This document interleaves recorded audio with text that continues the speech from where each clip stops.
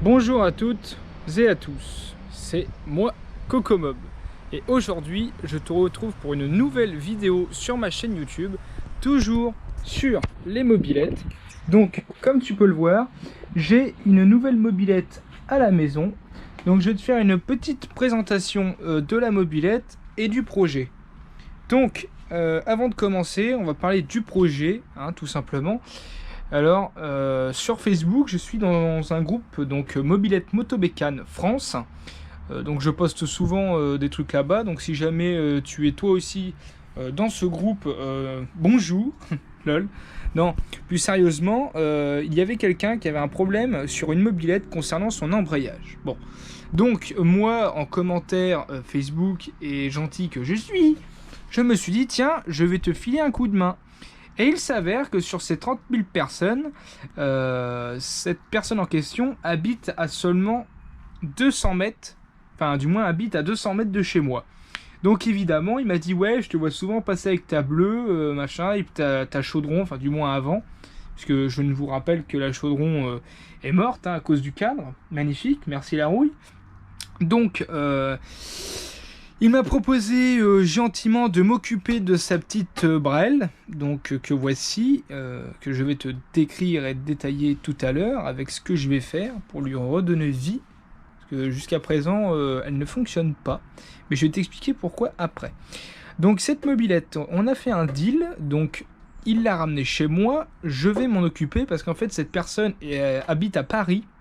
Et moi je suis originaire de La Rochelle, donc cette personne qui habite à Paris descend sur La Rochelle uniquement 1 à 2 week-ends tous les 3 mois, tu vois, donc elle n'a pas le temps de s'en occuper, de la réparer, voire même de la stocker.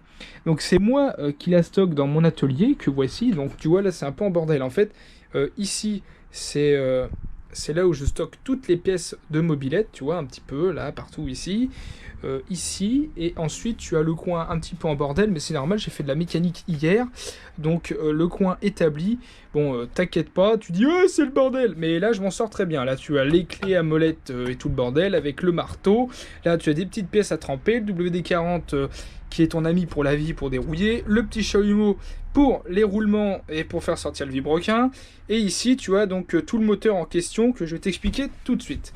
Donc cette mobylette, qu'est-ce que le mec a voulu faire avec?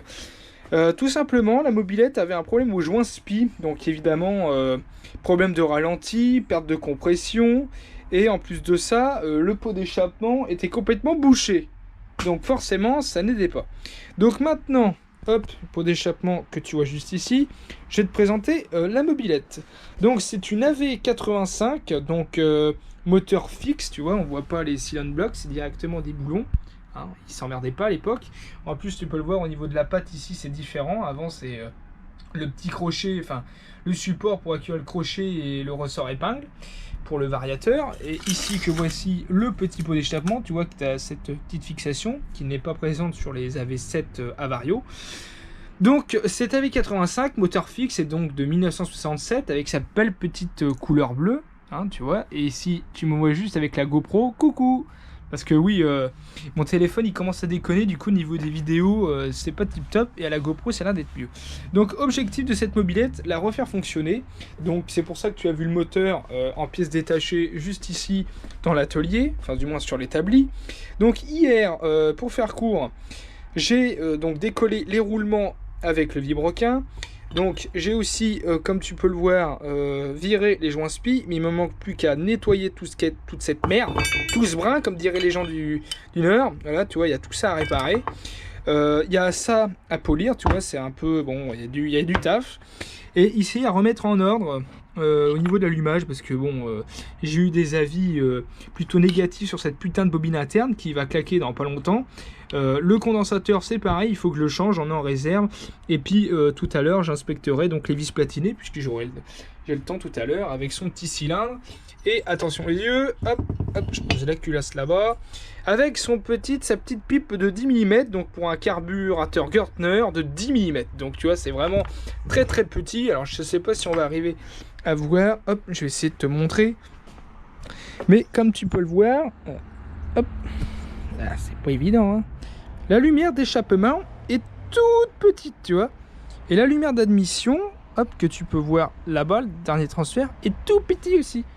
Et si je compare avec un kit alu, donc on va pas s'emmerder, hein, un kit alu Erzal qui allait sur ma chaudron à l'époque, voici la lumière d'échappement, tu vois, c'est un petit peu plus gros quand même. Clac, si je prends au niveau de l'admission, tu vois qu'il y a largement une différence quand même, regarde, ouais, comment c'est gros.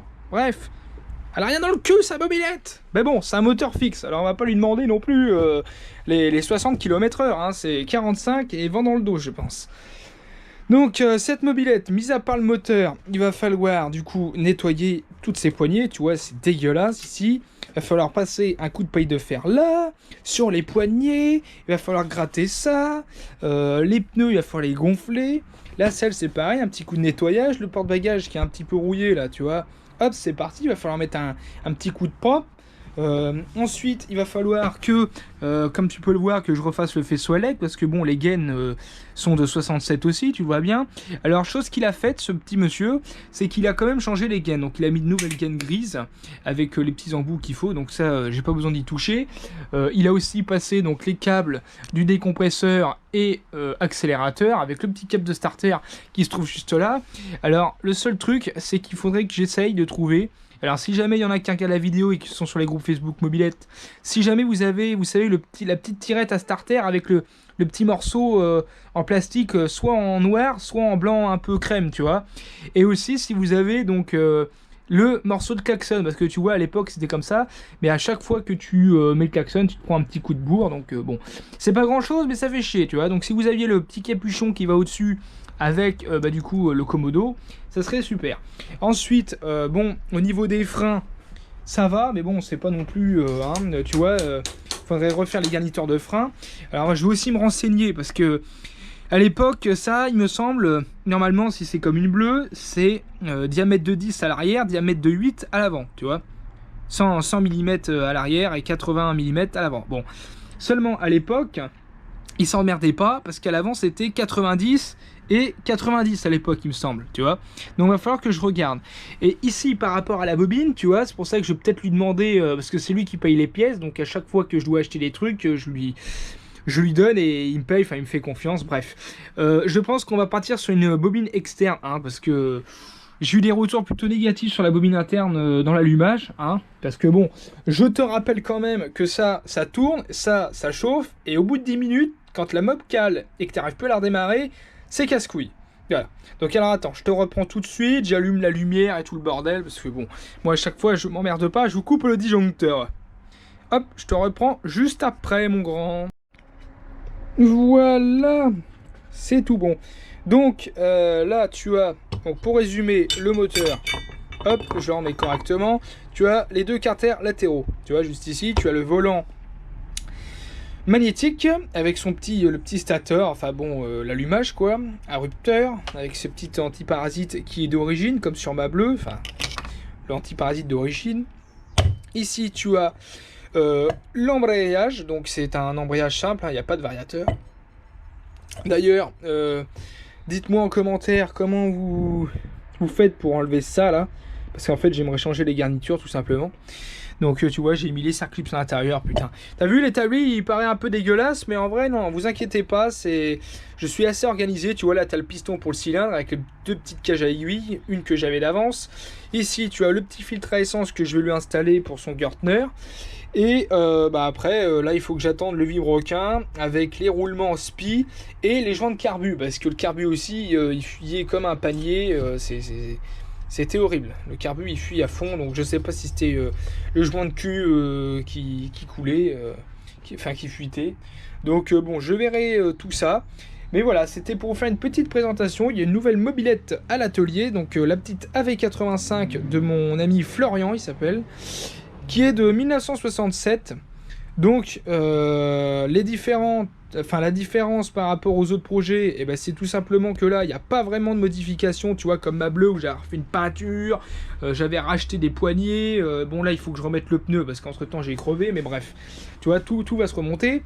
Là c'est vraiment changé pour l'identique, tu vois, carbu de 10 et tout, alors que moi je me serais pas fait chier, j'aurais pris un kit carbu de 15 et compagnie et hop, c'est parti, tu vois, je lui aurais mis le petit kit cylindre là-bas qui sert à rien et c'est terminé, mais non. Là, je la remets vraiment d'origine, donc je vais passer un temps phénoménal, surtout à tout gratter là à la paille de fer, hein, avec le petit rouleau que tu vois là-bas. Et mon cher ami WD-40, d'ailleurs, faudra peut-être que ce week-end, je repasse à Brico Dépôt pour en acheter d'autres, des bombes. Ou alors avec de l'essence, mais bon, c'est chiant parce que, vu le prix de l'essence en ce moment, bon, hein, ça ferait chier de voir Coco en train de l'utiliser pour nettoyer ses pièces de mob.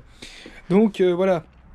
Donc, c'était pour faire une petite présentation, donc, la petite AV85. Et normalement, après celle-là, il y en a une autre qui arrive, donc le même modèle, une AV85, qui arrivera à la maison, mais ça sera définitif, ça sera ma mob à moi, j'en ferai ce que je veux, mais je ferai comme lui, hein, je la remettrai à l'identique, puisqu'elle est complète, voilà. Le seul petit problème, c'est que le moteur est bloqué, donc ça, il faudra que je trouve une solution pour réparer ce problème, mais bon, je vous ferai une autre vidéo concernant cette putain, troisième bleue, du coup, parce que ça me fait cette bleue là de 61, ça me fait la bleue de 90, et puis du coup il y aura une AV85, donc je ne sais pas l'année, mais bon je pense que ça doit être aux alentours des années 60, 66, bref, parce qu'elle a le fer rectangulaire aussi. Mais ce qui est sûr, c'est que pour la V85, je pense que je lui mettrai ce cylindre carré là, avec un petit carbu de 15 là, tu vois, et puis ça sera bon pour repartir. Par contre, je verrai si je mets un allumage à rupteur ou électronique, tu vois, ça dépend. Mon humeur en fait.